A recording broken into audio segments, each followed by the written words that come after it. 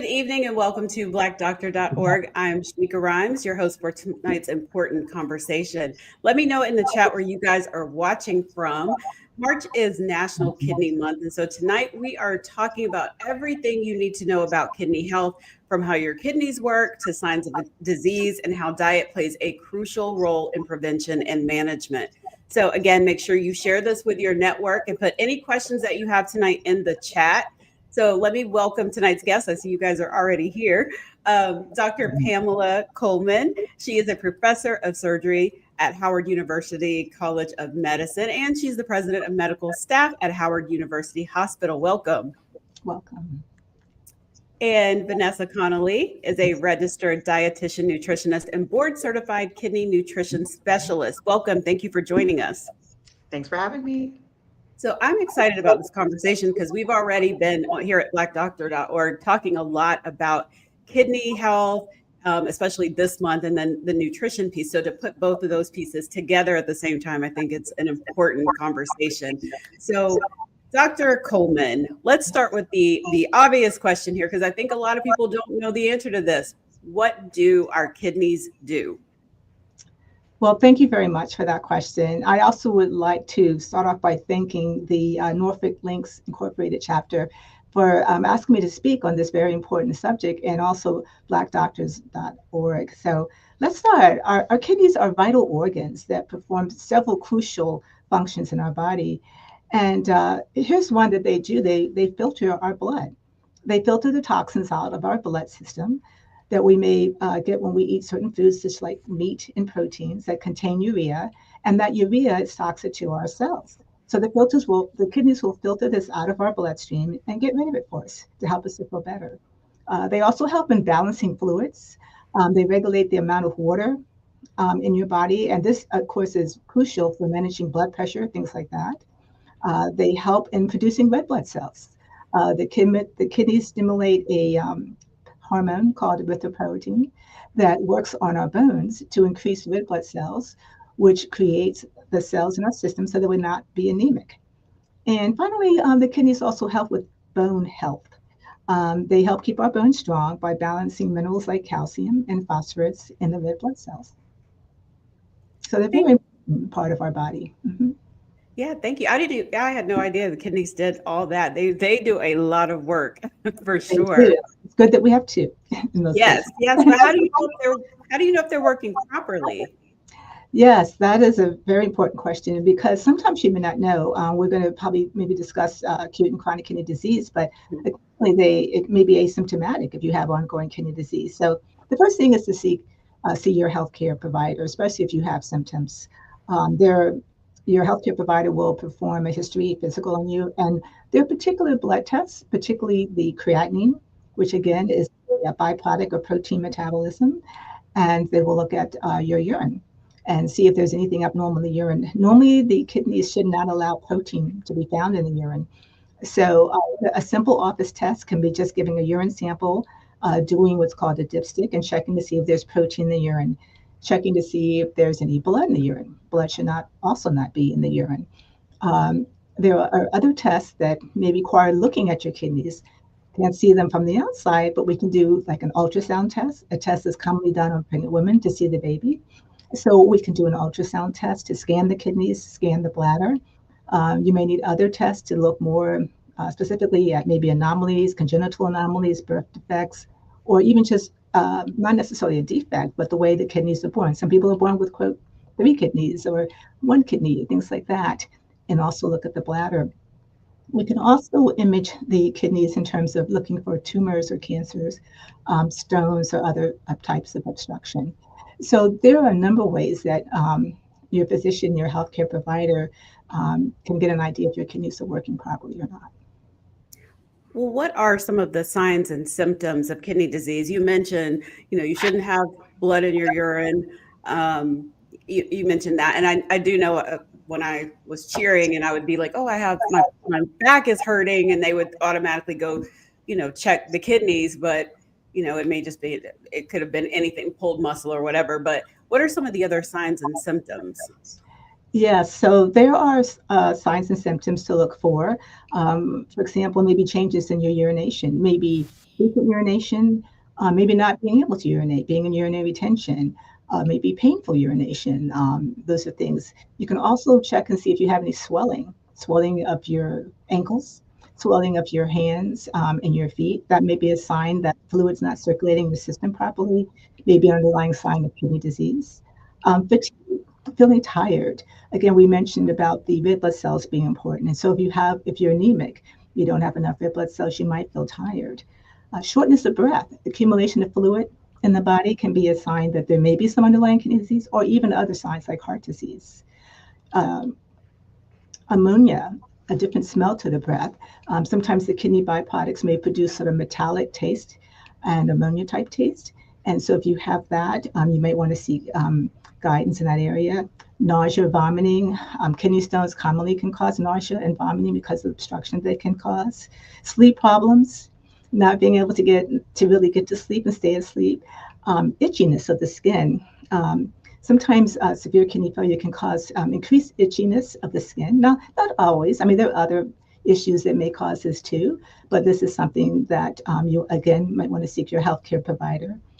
Cognitive disorders, confusion, particularly in older patients, can be a sign of a urinary tract infection, which can be treated with antibiotics and corrected.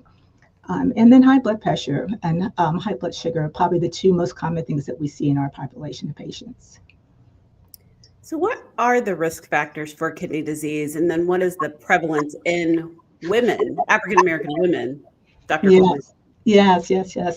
Well, the prevalence and the risk factors are common in the African American population because one of the number one risk factors for kidney disease is diabetes. And we do have a high percentage of diabetes in our population, which I'm sure you're going to hear from our nutritionists, can be treated and managed effectively. But diabetes is one of the most common causes of kidney disease. High blood pressure would be second, the other causes of kidney failure. And it can be a silent killer, as we all know. So the importance of seeing your healthcare provider and getting your blood pressure checked. Heart disease, family history of kidney disease. So very important to speak with our family and try to get a history. Did anyone have kidney disease? Were they on dialysis? Were there any kidney failure in the family? Things like that.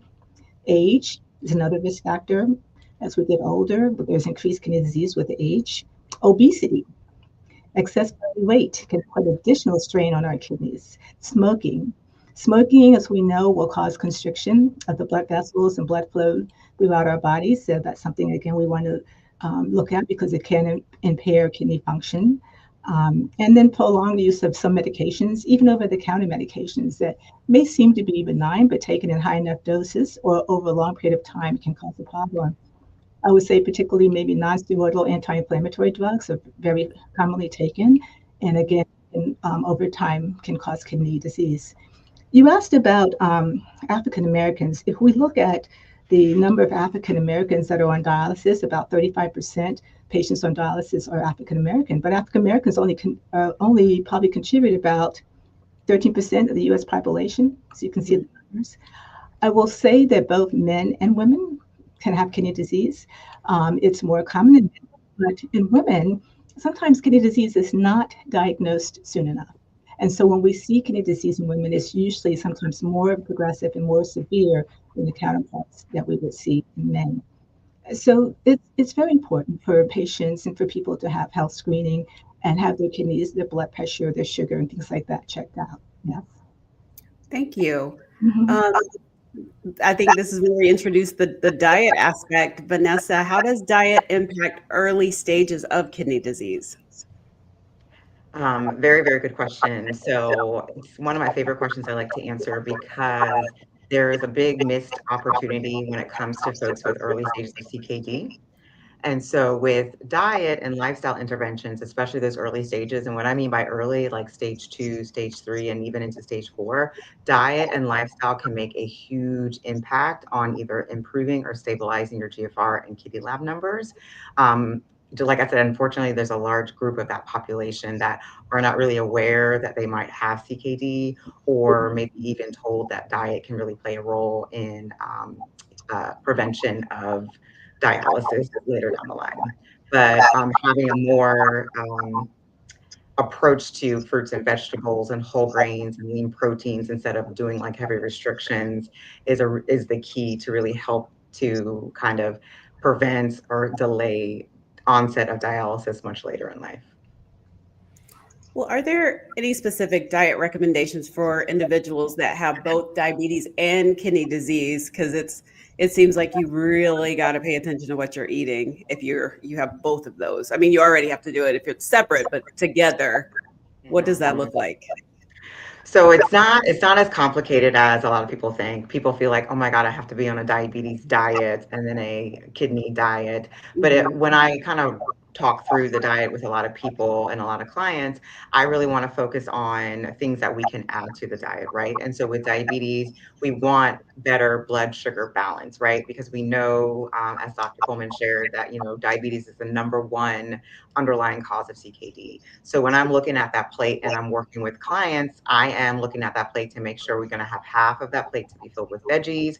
We want a quarter of that plate to be filled with a lean protein, and then a quarter of that plate to be more of a carbohydrate. And so that's kind of like the same format that I would have folks with CKD alone, with maybe no underlying history of diabetes, kind of fix their plate too.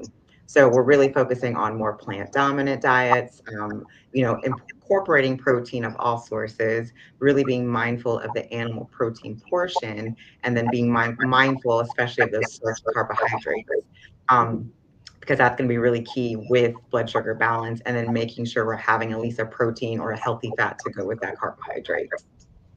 Can you just because I feel like sometimes people get confused, and I'm one of those, but get confused as to what are the type of carbs that are okay to put on that plate? Good question.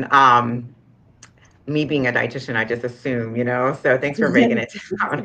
So when I mean by carbohydrates, so you have starchy and then you have non-starchy, right? So starchy would be anything that is like a starchy root vegetable. So think potatoes, sweet potatoes, butternut squash, rice, pasta, noodles, crackers, breads. When I think starchy, it's kind of like, kind of dense food, right? On the flip side, a non-starchy vegetable is anything that's like really the colors of the rainbow. So eggplant, broccoli, carrots, onions, cucumbers, herbs, and spices. So when I'm asking for someone to fill half their plate with vegetables, I'm thinking more of the non-starchy vegetables, like I discussed. So salad mix, the broccoli, peppers, onions, things like that. On the carbohydrates, starchy carbohydrates, that's where you would fit potatoes, mashed potatoes, sweet potatoes, your winter squashes, your rice, your noodles, and your pasta. Okay. Thank you. Thank you for explaining the difference, because I think sometimes we hear, oh, carbs, okay, go crazy. So thank you for explaining that. And I want to remind everybody in the chat that you can drop your questions there. If we can get to those, we will. Dr. Coleman, what is the difference between acute and chronic kidney disease? Because I know there's a difference there. Yes, there is. And we did hear mention CKD, chronic kidney disease, and AKD, acute kidney disease. So there's a difference, and it's important to realize the difference, particularly in treating the conditions. And sometimes they can cross over. But let's take acute kidney disease first. So acute kidney disease usually has a rapid onset, usually occurring in hours or days. It can often result from an event that led to a sudden damage to the kidneys, maybe trauma, playing football, baseball, soccer, basketball, these different types of events. It also can occur in times of severe dehydration, may occur in sports activities. We have a lot of different marathons going on at this time of year, and sports, March Madness and things like that, and just being dehydrated, severe dehydration, to the point by the time you actually realize that you're thirsty, you're probably already behind the 8 ball with in terms of your fluid intake. Blood loss occurring during major surgery, during operations. As a urologist, I do surgery. We have to be cognizant of if there's any bleeding or blood loss and replace it accordingly. Any blockage from the urinary tract kidney stones, for example, can cause acute kidney injury, and they need to be taken care of. Now, sometimes if they're not and they go on, they can cause chronic kidney disease, which brings me to that. I would say some of the symptoms, though, of acute kidney injury can be acute urinary decreased output, urinary retention. There could be blood in the urine if there's some underlying factors. Person could have nausea, again, fatigue, vomiting may occur, and confusion. Confusion is something to look out, but particularly in our geriatric population. But some cases can be asymptomatic, so we have to keep that in mind. Acute kidney disease, though, unlike chronic kidney disease, is reversible, especially as you treat the underlying cause, hydration. If there's a stone or something that's blocking the urinary tract, taking care of that, replacement of fluids, blood loss, things like that. So let's talk about now chronic kidney disease. Chronic kidney disease usually is gradual. It can occur over months to years. It is usually secondary to an underlying process, and we're going to come back to diabetes and hypertension. So not taking care of your high blood sugar or your blood pressure over time can lead to chronic kidney disease. We may see it with patients that are born with symptoms sort of like polycystic kidney disease or different types of things we see in women, lupus nephritis over time, again, not taken care of can lead to chronic kidney disease. And chronic kidney disease may not be reversible, especially if it's been going on for a period of time and hasn't been addressed properly. The symptoms in the early stages may not be any at all, or at least few and far between. But as the disease progresses, one usually starts to see swelling of the feet, again, edema, commonly spoken of, swelling again in the hands. And this itching is interesting, that goes on from the lack of the toxins being washed out of the system. Muscle cramps, nausea, vomiting, and changes in the urine output. Sometimes patients will come in and tell me they're not urinating as much as they used to during the day, even though they're drinking fluids, and then they say they're getting swelling around their ankles. As I mentioned, chronic kidney disease typically is not reversible and may progress to worsening of kidney function and may also go on to dialysis. So very important to see your healthcare provider, do your annual checks, get these things taken care of, looked at, because you may or may not have any symptoms at all initially, but it's important to follow the progression of your lifestyle changes, your medications, and your activity to see if this is occurring. So I think that brings me to the next question that some people may be wondering, because I know I've heard dialysis so many times. What is dialysis exactly? What is happening when you're on dialysis? Yes, well, and it's something that we would not like to get to because sometimes the lifespan on dialysis is 3 to 5 years. So if you can manage your diabetes, your blood pressure, your protein intake, and things that we heard, that's the way. But in general, there are two types of dialysis. There is blood dialysis, which the patient goes on a dialysis machine, and the machine is actually cleansing the system of the toxins inside. And then there's peritoneal dialysis. And peritoneal dialysis involves a catheter being placed in the abdomen with a dialysis solution, which then is going to extract those toxins and salts out of the system and then drain them out of the body. Okay, thank you. Well, we talked a little bit about dialysis and the difference between acute and chronic, but is kidney disease life-threatening? Well, yes, kidney disease can be life-threatening. Like I said, if we can get to the acute kidney disease and reverse and correct those problems, then that is reversible.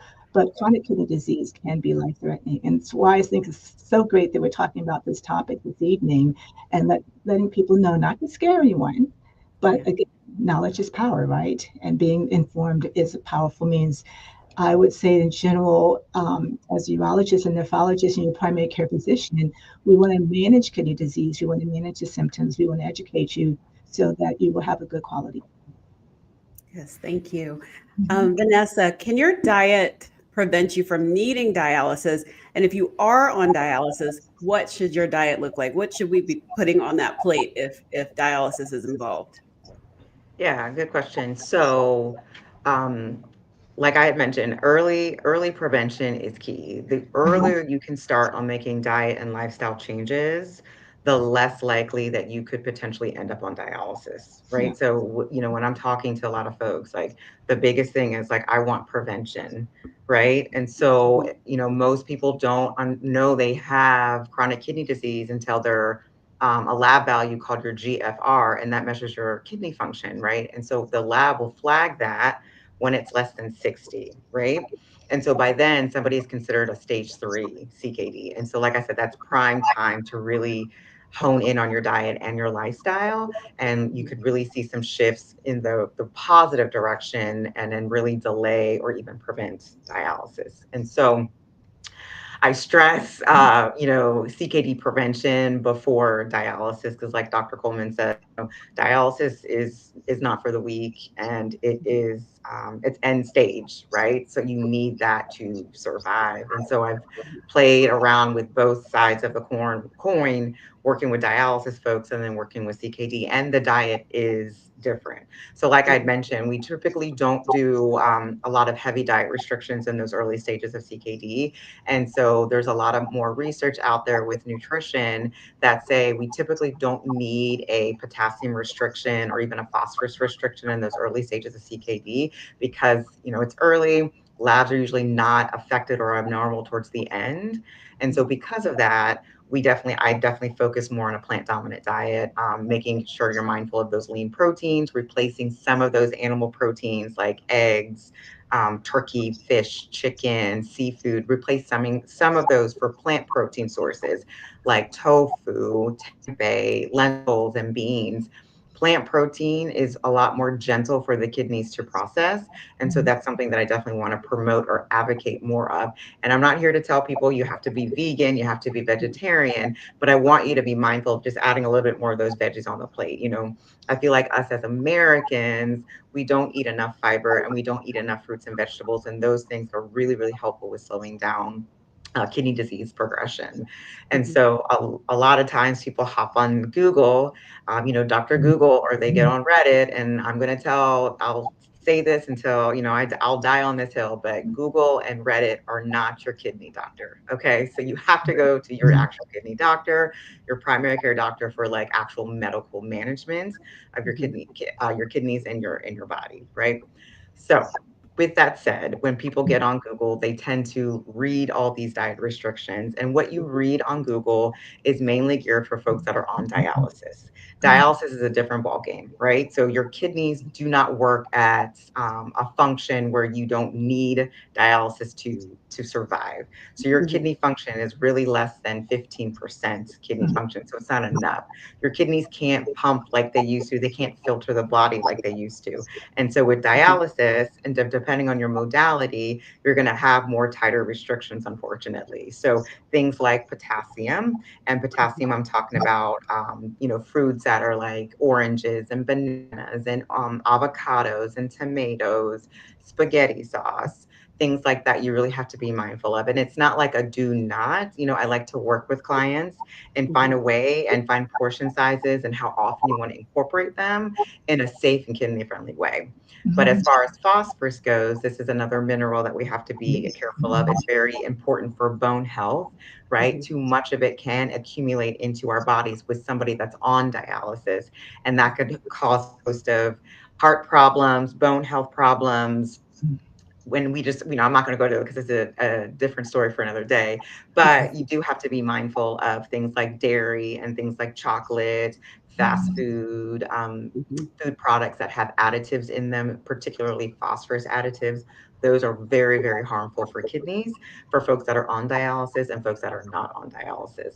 And so it is different with dialysis. We want folks to increase their protein intake because dialysis is pretty taxing on the body, and you do lose a lot of protein with each treatment. So the best way to replenish that is to incorporate more protein. Whereas with CKD, we definitely want protein. We just got to be mindful of the portion size of our animal protein and how often we're eating that in our diet. About how much protein should you be getting anyway? Because I hear different things, and is that based on like your body weight, or you know what you've got going on health wise? Like what should we be aiming for? So this is one of those questions that somebody would ask me, how much protein can I eat? And I wish I could tell you, I can't safely tell somebody how much, Right. just because there's so much underlying factors, right? So there Mhm. could be outside of your diabetes, you could have high blood pressure, you could be, older, you could have a lot of underlying conditions or Right. very, very sick. And if that's the case, then our protein needs would go up. So generally speaking, us as kidney dietitians, we have these calculations that we can estimate somebody's kidney function. And so if I'm sorry, estimate somebody's protein intake. And so if I Mhm. had to guess, especially with somebody who has diabetes and CKD, it would Mhm. roughly be about, maybe it would probably be less than like 100 grams of protein per day for sure. But if I'm trying to break it down on how much animal protein versus how many plants, it's very, very individualized. Okay. I see we have a couple of questions in the chat. Let's see here. Somebody said, "What about WebMD?" When you were saying about Google. WebMD is probably a lot more reputable source. Dr. Coleman can chime in on that. Yeah, I mean, I think that we have a lot of sources available to us, which is good. Yeah. We also have artificial intelligence. People go on that too, Mhm. and I think all of these things are okay. But you really need to speak with your physician, and you really need to know your numbers. It's like you need to know what your glucose, your hemoglobin A1C is, your cholesterol Mhm. level. These are things that really are more important than reading what you see on Google. I have to ask my my students a question, and I said, "Not Dr. Google. I'm asking you the question." But yeah, you really want to get some of that education there, but really get clarity more, from your physician, from your healthcare provider. And if you bring your questions in, bring in what you've learned, and let's have a conversation. Let's talk about it. Okay. Mhm. Let's see. Do you believe alkaline water is beneficial? I guess this one is for you, Vanessa. Mhm. So I'm not against alkaline water. If you're wanting to create more alkalinity in your body, the biggest and easiest way to do that is to incorporate more fruits and vegetables in your diets. Fruits Mhm. and veggies are a lot more alkaline and a lot more kidney friendly, and so that's why we like to promote a very plant dominant diet for folks with KD. That will really help with, like I said, increasing the alkalinity in your body. Um, Alkaline water is, I feel like it's just very expensive water. I'm a big fan of just filtered water. Filtered water is very helpful for the kidneys. It can reduce a lot of like the impurities that you might find in just regular tap water. But that's just my 2 cents. I would rather somebody get out more alkalinity from fruits and vegetables because you get more nutrients, you get more fiber, and all of those things are very helpful for kidney health. Mhm. Okay, thank you. And then another question about eating organ foods. Oh, so I like organ foods. Now, if somebody was on dialysis, Yeah. organ foods can particularly be a lot more rich in phosphorus. So if somebody was on dialysis, usually a good rule of thumb that I would talk to patients would be if you're wanting to enjoy organ meats, Mhm. you could incorporate that easily, maybe a few times a month, but typically folks that are on dialysis are also taking a medication called a phosphorus binder that they take with each meal.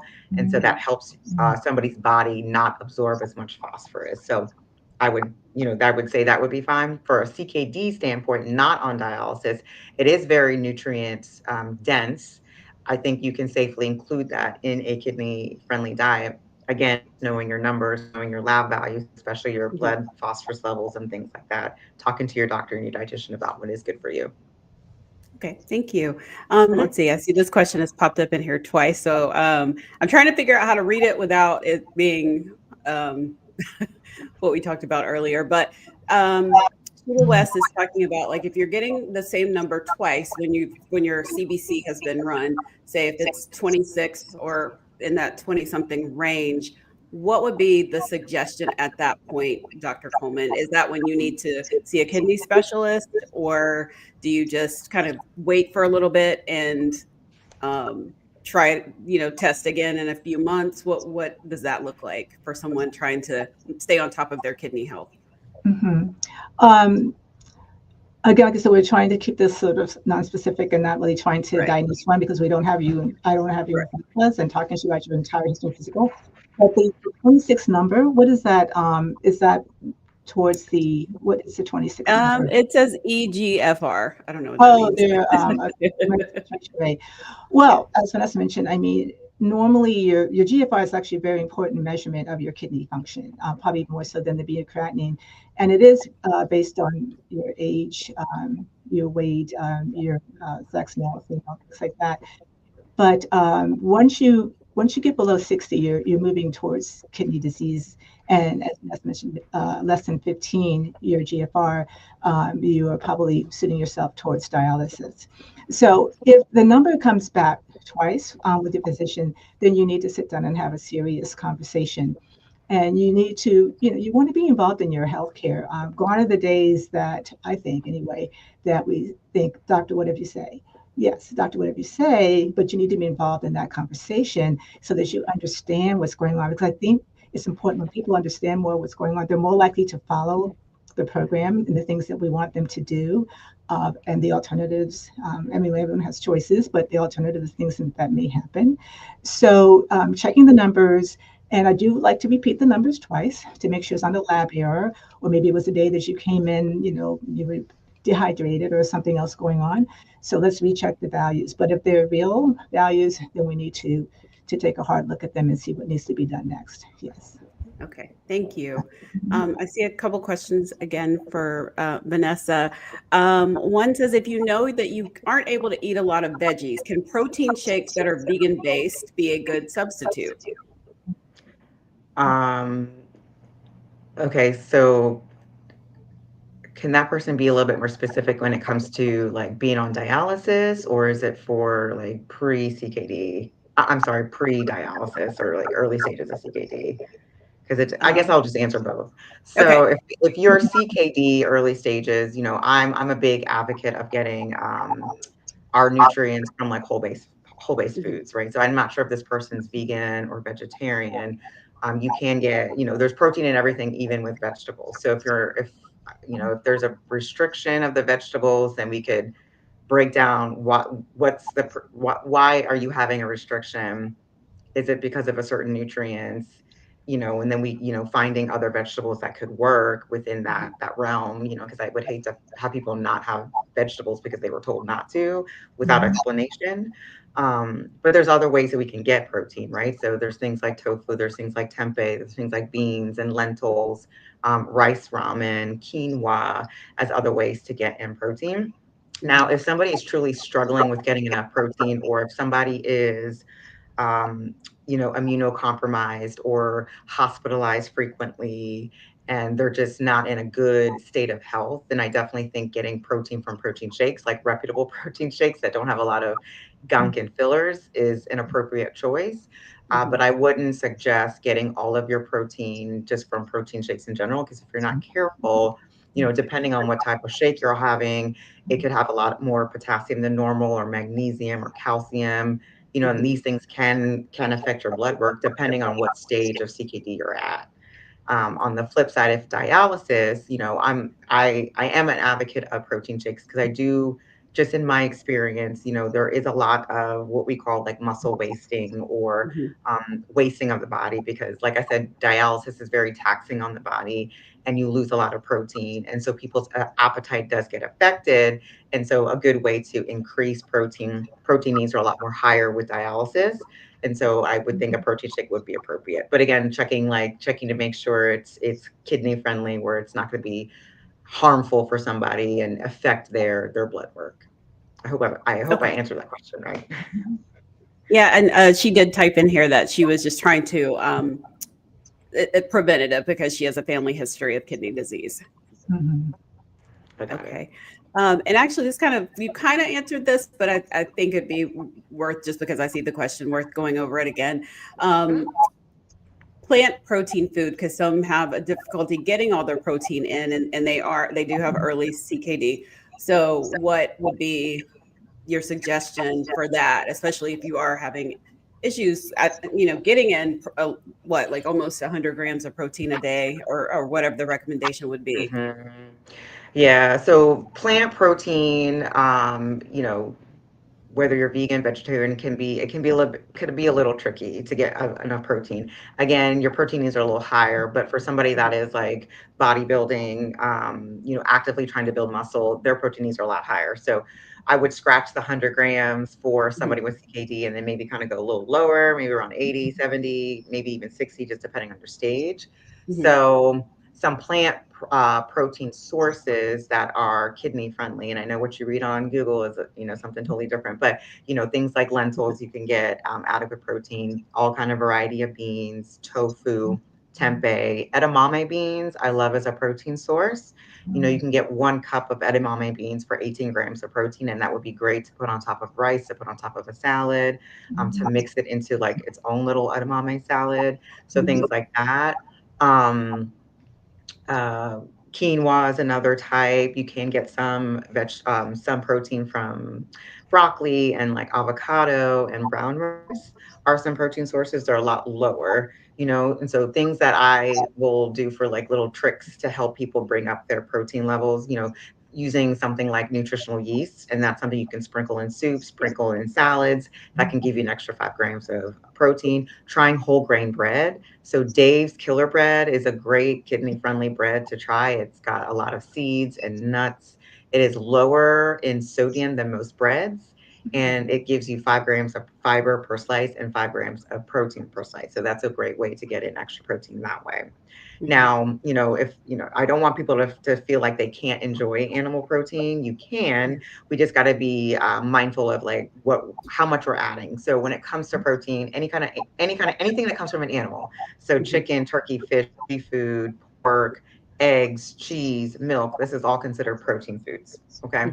And so we want to make sure the serving size of the protein of animal protein is going to be less, because there's more protein per serving versus plant protein. Okay. So a good rule of thumb, I tell folks with CKD, when you're wanting to incorporate animal protein, some people give me the side eye, and that's okay. But if I'm looking at the palm of my hand, this is approximately a 3-ounce serving of protein.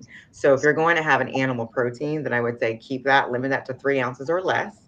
And I'm always going to tell you, always, always, always add at least a serving or 2 of vegetables to go with it. Animal protein foods are naturally acidic. Okay. And so because it's acidic, it's because of 2 reasons. One, it's protein, and one, it's phosphorus. That's going to create more acidity into those foods, right? So to help offset some of that acidity, I want folks to incorporate more vegetables in them, because it's a lot more alkaline. So again, when I'm working with folks and they wanting to incorporate animal protein, depending on their stage and how often they want to incorporate it, some folks are comfortable doing animal protein with just 1 meal out of the day. Some are cool with having it a few times a week. Some are cool of just maybe having it once a week. It all depends on somebody's preference, but I promise you can still incorporate animal foods in a safe way and still see some improvements and stability in your kidney function. Okay, thank you. Yeah. Dr. Coleman, I was just thinking, because Vanessa mentioned, a couple of the stages of kidney disease. Can you talk about what each of those stages looks like? Well, I think it's kind of important. I mean, maybe not so much to know each of the different stages, but to know the difference between like the early stages and the later stages. And as was mentioned, the CKD, or the chronic kidney disease stage, versus get to the dialysis stage.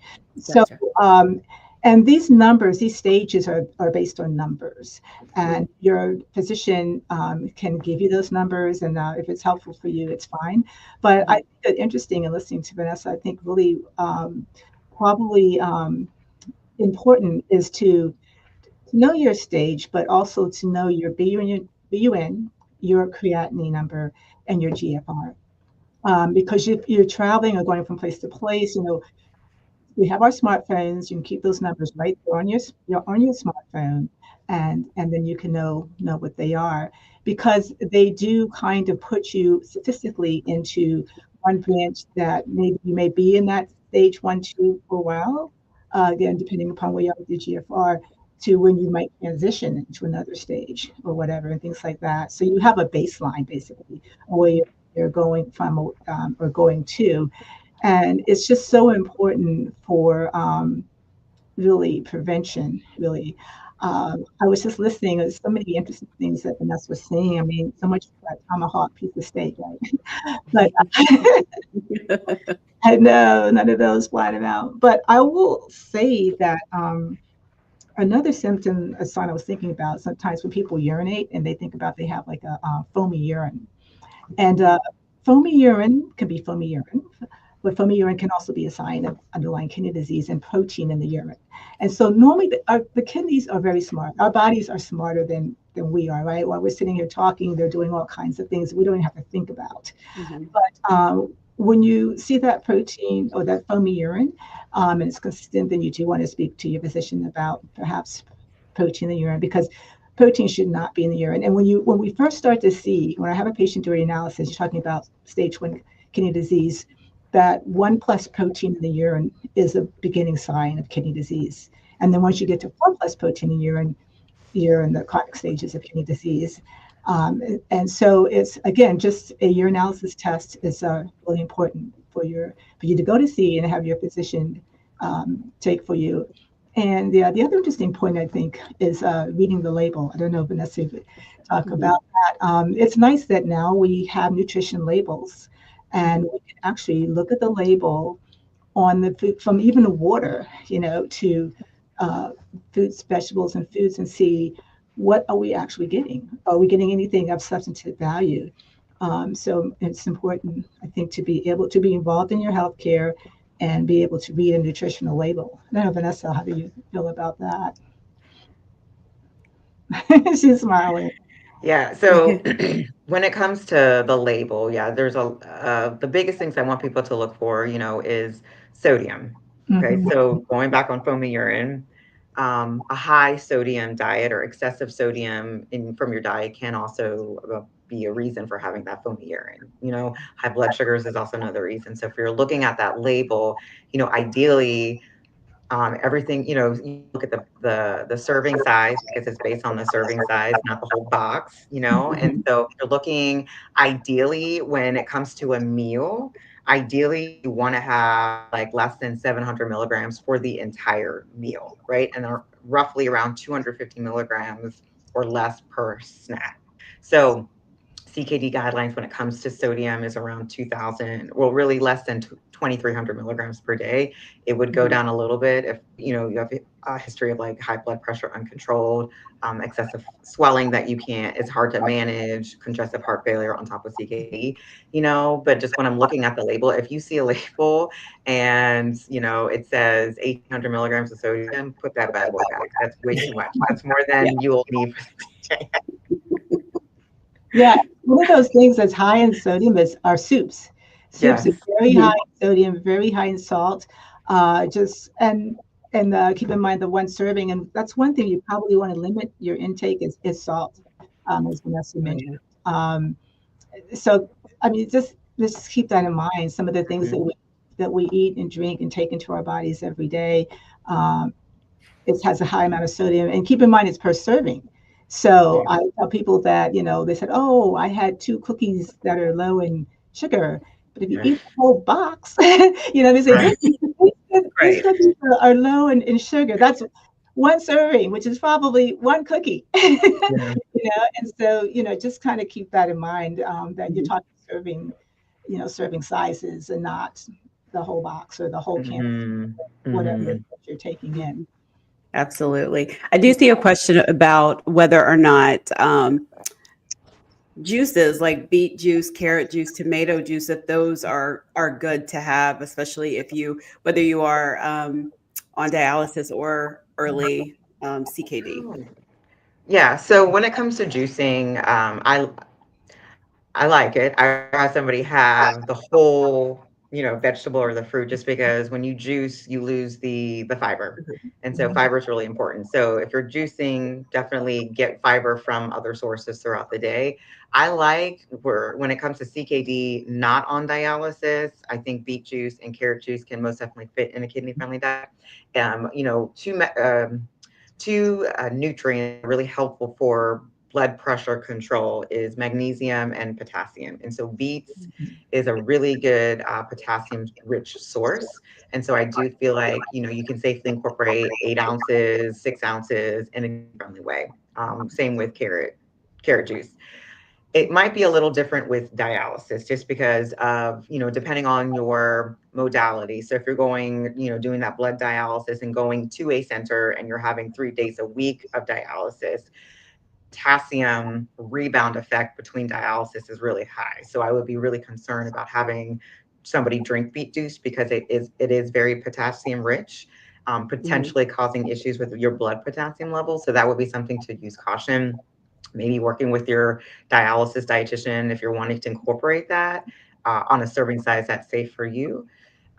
Carrots, like I said, I like them I like all forms of vegetables in its natural state. But one thing I will tell you for sure, if you're going to juice, it does have natural sugar because of the fruit or the vegetable. When you juice and you drink juice by itself, whether it's fresh or whether it's store-bought, I always please add at least a protein to go with it or a healthy fat to go with it because it is all packed in natural sugar. Your blood sugar is going to go up and then it's going to go right back down. And so you need that protein and you need that healthy fat to stabilize that blood sugar and keep your blood sugar balanced. That's the key for just diabetes in general, but especially with diabetes and CKD. So if you're juicing, definitely have it with some kind of protein or some kind of healthy fat. Okay.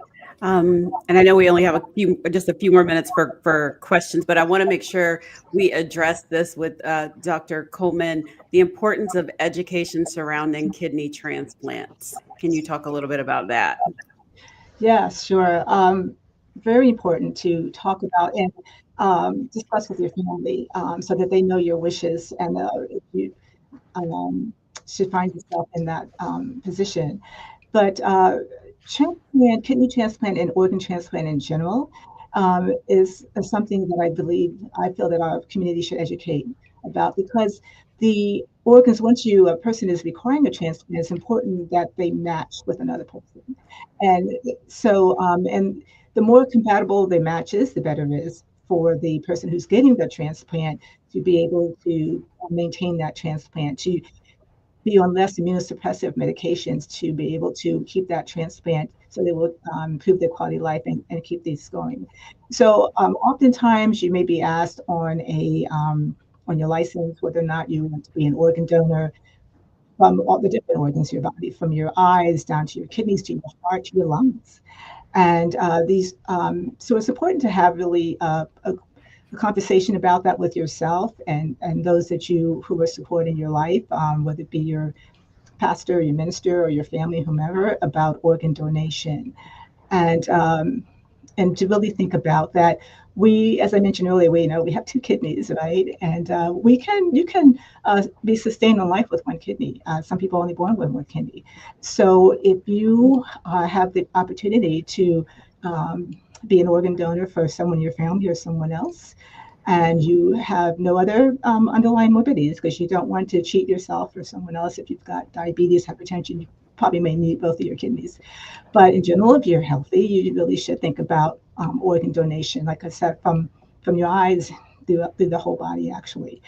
And it could save a life. It could actually improve the life of another person. Thank you. I see some more questions asking about these proteins and things. There's a question about if bioengineered food is dangerous for the kidneys. And so I think both of you could potentially answer that question. So this is a loaded question. Yeah. I mean, potentially, right? So I do worry about our food supply and additives and other things that are in our food supply. So depending on the label, and the biggest thing I want people to look at is the ingredients, right? And so this is where you're going to identify additives. So if you find chemicals in there that you cannot pronounce, then I would say it's probably not in your best interest just to, put it on the shelf. Now, granted, there are some, because of budget or because of where people shop, you might have a lot more items that are a little bit more more affordable. And unfortunately, a lot of those products do contain some of those additives. And, you know, a lot of those things keep things on the shelf a little longer.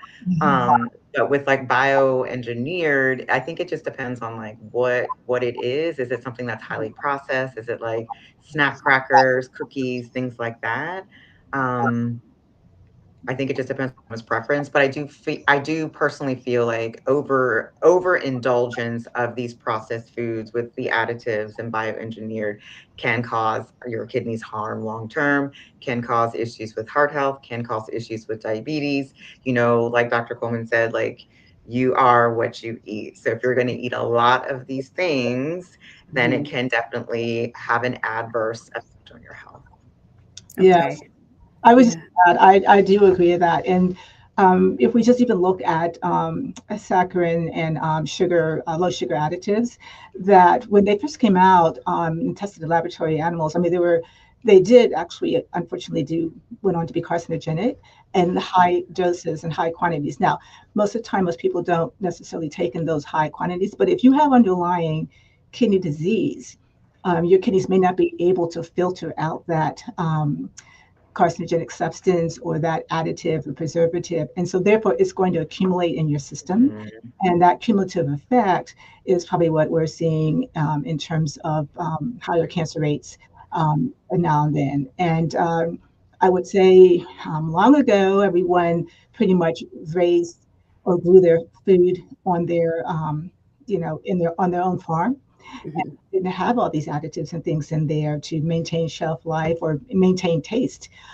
Sometimes we like to eat what we taste, but it's what we're Mhm. tasting good for what we should have for our bodies. Our bodies are smart; they can filter out some of these things, but over time, these things can accumulate, and then they can be a problem, and they're not filtered out, and that's when they, I think, become a problem to our systems. Yes.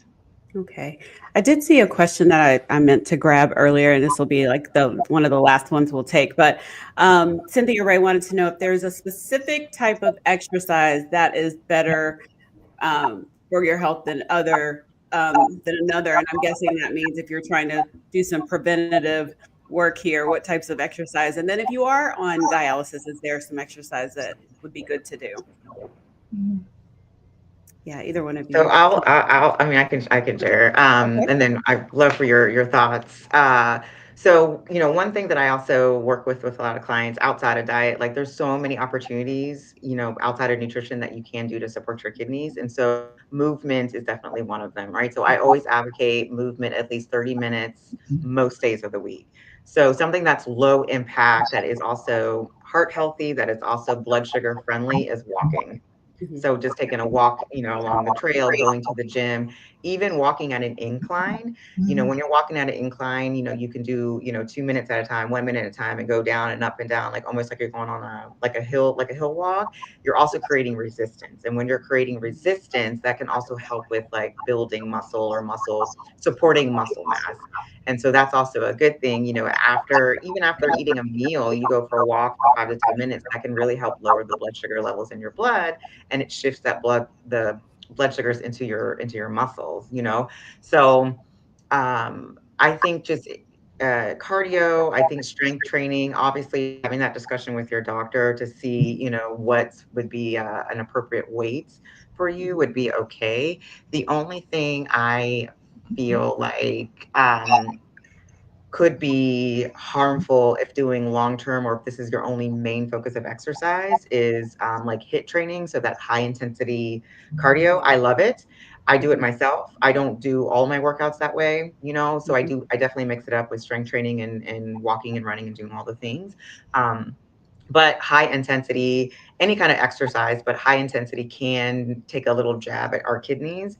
Mhm. And it's just because we're exercising. So if we're looking at the overall benefit of exercise, there's so many more benefits than the little jab that we're getting to our kidneys, but it's all of our organs. Do you know what I mean? Mhm. And so if you're going to be doing HIIT workouts, I definitely want you to be mindful of like how often you're doing it. Typically, maybe once or twice a week would be plenty, but you're also mixing in some other forms of exercise like yoga, walking, some light strength training, just depending on what advice you get from your doctor.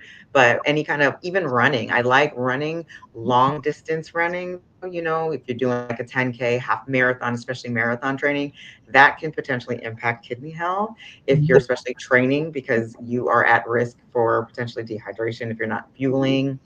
You are at risk of potential, muscle mass loss. And so that's something that I worry about with the longevity of kidney health. And so these are things, again, to have a discussion with your doctor. But also, if you're doing a workout, I really do not recommend that you do anything strenuous the day before you get actual labs drawn, because it can skew your lab values. Oh, that's good to know. Yes, I agree with everything that she said. I would just probably want to emphasize more that if you're starting to exercise, that's great, but get a sort of assessment from your physician to make sure that you're able to do what you want to do, or maybe you need to build up to where you want to go. If you are having trouble walking up a flight of stairs, that may imply that you've got, maybe some cardiovascular disease, heart disease, heart failure, kidney failure, and things like that. And I would say also be mindful of the bone health. And then after you do exercise, replace your fluids. Make sure that you are doing that, because otherwise you can get yourself into a realm of dehydration, muscle mass, muscle loss, things like that. So it's important to take all these things into account, but I think it's important also to exercise and to look at your overall body health, nutrition, exercise, sleep. Sleep is very important. I think people underrate sleep. And I know we're all busy people and trying to get so many things done, but sleep is very, very important. So get your rest. Okay. Well, as we wrap up, and everybody's had so many great questions in the chat, but as we wrap up, what is one key takeaway for the audience to take home with them? Well, they are at home watching, but for them to retain, what is one key takeaway? Dr. Coleman, I'll start with you.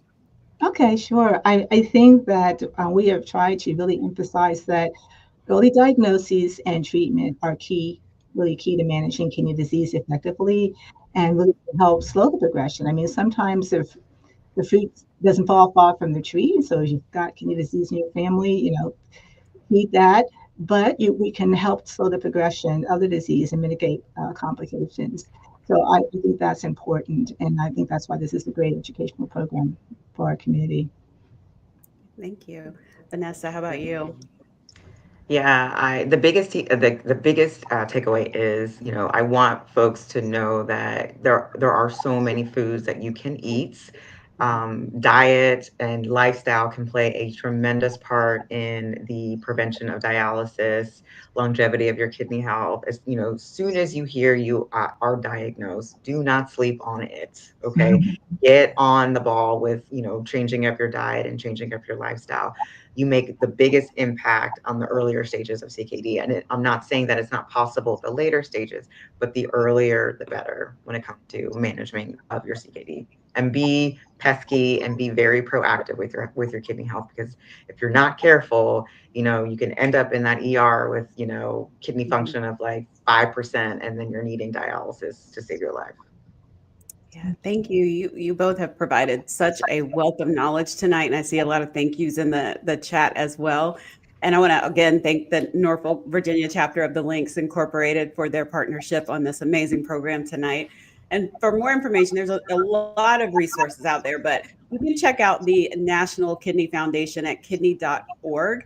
And you can also head over to blackdoctor.org. There's some information there about kidney disease and nutrition, and just a whole wealth of knowledge there as well. So thank you again, Dr. Coleman and Vanessa, for joining us tonight. This has been a great conversation. Again, I really appreciate you being here. And thank you again to everybody in the chat. And I hope you all have a wonderful night. Thank you. Thank you. Thank you. Have Bye. a good one.